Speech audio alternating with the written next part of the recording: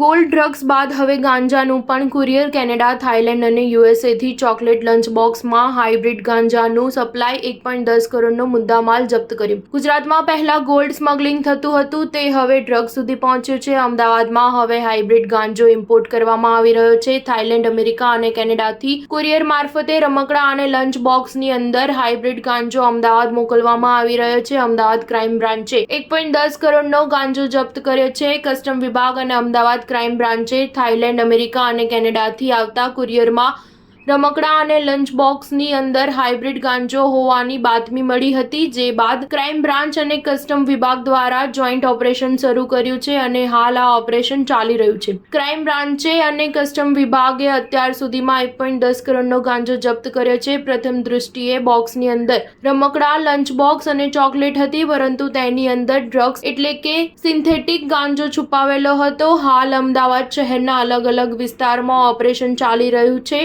અને વધુ મોટું રેકેટ સામે આવે તેવી શક્યતા પોલીસ કહી રહી છે. અમદાવાદ ક્રાઇમ બ્રાન્ચ અને કસ્ટમ વિભાગે ભેગા મળીને આજે અમદાવાદ શહેરમાં અલગ અલગ જગ્યાએ રેડ કરી હતી, જ્યાં કુરિયરના બોક્સની અંદર રમકડા અને ચોકલેટની આડમાં ગાંજો અથવા ડ્રગ્સ આવી રહ્યું હોય તેવી બાતમી મળી હતી.